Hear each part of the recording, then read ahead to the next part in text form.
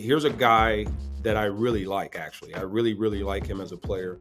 And in watching him, he plays with a lot of instinct. He understands formation. He understands the movement of the wide receivers and what they're doing. And then that gives him instinct in terms of how he plays, because he understands what's being done by the offense or what they're trying to do and what they're trying to accomplish. So he knows how to disrupt. I'm pretty impressed with this young man. I actually like the fact that he's aggressive.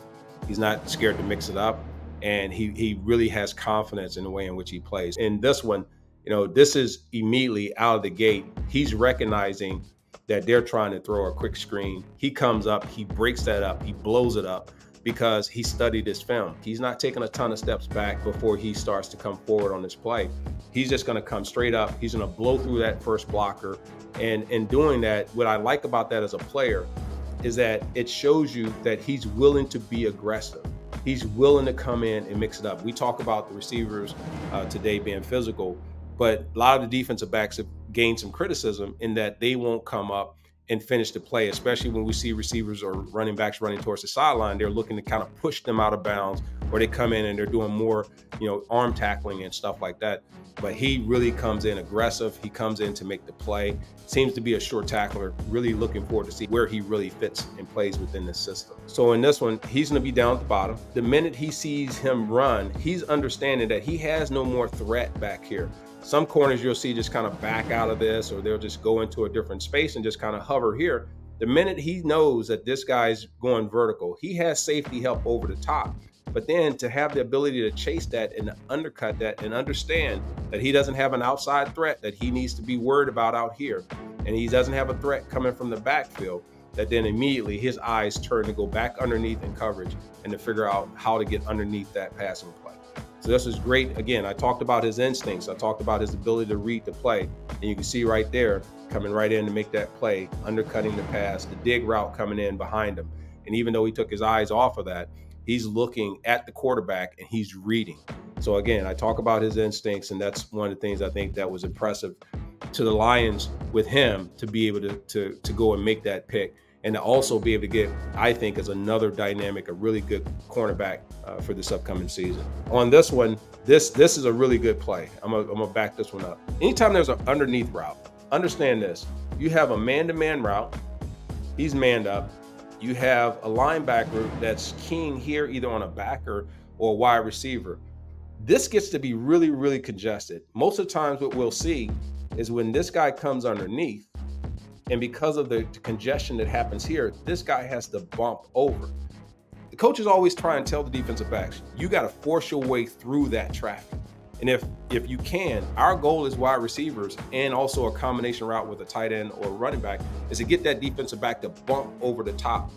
But the fact that he recognizes, again, what's being done to him, he understands where he loses. He loses if he has to go over top, because then your receiver has a clear path here. He's bounced over top in a man. Quarterback hits him here. He's got time to run with the football. But to make that all of a sudden go south very quickly, he's going to see the receiver here. He's going to notice this receiver's flattening, because we're taught to flatten. And he's going to chase him flatter underneath all of that without giving up position, avoiding the congestion to be able to make the play. And that right there is one that, unless you understand what's happening in this play altogether, as a fan or someone who's watched this, scouts understand, those things like that get missed, because this could have easily been a bigger play. You can watch him right there come underneath, and again, coming underneath all the congestion that was here a moment ago. He's going to get rid of all this congestion, but he's going to chase that guy, be patient to come underneath to get this, and then to undercut that. That's another key. Getting underneath that pass. He can play the backside shoulder and try and deflect, play the arms, knock the ball down, but he chooses to go through the receiver. He's going through the pass. He has his eyes back to the quarterback. He's able to locate it. That's a great move by him. And again, I've watched some of his film, just watching his aggressive play, and that's why I've been really excited about this player. Up top, he's locked up. He's here. We have our safeties deep. He knows he has help over the top, so he can be aggressive here. He can take a firmer stance. He can look through and see what's going on.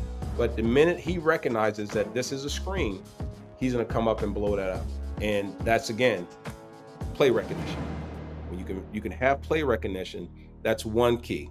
when you can have spatial recognition and understanding where things are and understanding which zones you have to defend if you're in zone, or if you're in man, understanding how to get through the congestion and still be able to take the right angles to make a play. That's when I look and I know this defensive back, one, has been coached well, two, he understands angles and breaks, and three, he understands the benefit of being aggressive in your tackle and also coming up and making sure that you get in the mind of the wide receiver that you're not going away. So again, really good play, playing through the run, the block that's coming out there. And again, you can see the confidence in the young man. Fans are going to love him because we love when they celebrate after big plays, but we're going to have to make sure we see a lot of those. Final play is being able to just be, again, in position.